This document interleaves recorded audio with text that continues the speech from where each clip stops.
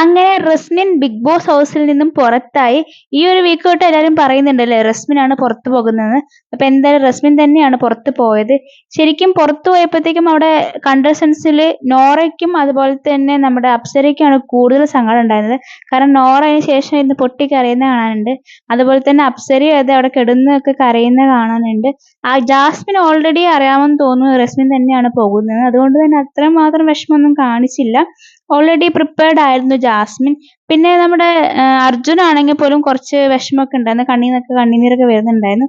ശ്രീധുവിനും അത്രമാത്രം സങ്കടമൊന്നും കണ്ടില്ല.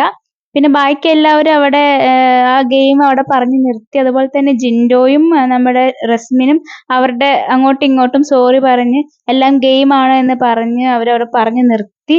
നല്ല ഫ്രണ്ട്സ് ആയിട്ടാണ് തിരിച്ചു പോകുന്നത് റസ്മിൻ. എല്ലാവരടുത്തും റസ്മിൻ ഭയങ്കരമായിട്ട് അറ്റാച്ച്ഡ് ആയിരുന്നു. ഒരുവിധം അവിടെയുള്ള കുറെ പേരെടുത്തൊക്കെ, കുറച്ച് പേരെടുത്ത് മാത്രമാണ് അങ്ങനെ അധികം സംസാരിക്കാത്തതും കൂട്ടില്ലാത്തതൊക്കെ. അപ്പൊ എല്ലാവരോടും യാത്ര പറഞ്ഞ് ആ ഒരു സൗഹൃദം മെയിൻറ്റെയിൻ ചെയ്തിട്ടാണ് റസ്മിൻ ഇന്ന് ബിഗ് ബോസ് ഹൗസിൽ നിന്നും പുറത്തായത്. പുറത്തു പോകുമ്പോഴും ആ ഒരു സ്നേഹം നിലനിർത്തിക്കൊണ്ട് തന്നെയാണ് റസ്മിൻ പോകുന്നത്. തുടക്കത്തിലൊക്കെ നല്ല രീതിയിൽ ഗെയിം കളിച്ചിരുന്ന ഒരാളായിരുന്നു റസ്മിൻ. റസ്മിനെ ശരിക്കും പറ്റിപ്പോയത് ഒരു ഫ്രണ്ട്ഷിപ്പ് തന്നെയായിരുന്നു റസ്മിന്റെ ഗെയിം കളഞ്ഞത്. കാരണം തുടക്കത്തിലൊക്കെ നന്നായിട്ട് കളിച്ചിരുന്നു. പിന്നീട് ജാസ്മിൻ ഗിബ്രി എന്നൊരു ഫ്രണ്ട്ഷിപ്പ് കോംബോയിൽ അകപ്പെട്ടു പോയി. അതിനുശേഷം അതിന് പുറകെ തന്നെയായിരുന്നു. അതിനുശേഷം പിന്നെ നമ്മുടെ ശ്രീധുവിന്റെയും അതുപോലെ തന്നെ അർജുന്റെയും കോംബോയ്ക്കിടയിലായിരുന്നു റസ്മിന്റെ ഒരു ഗെയിം ഉണ്ടായിരുന്നത്. അങ്ങനെയാണ് റസ്മിൻ ഔട്ട് ആവാനുള്ള കാരണം.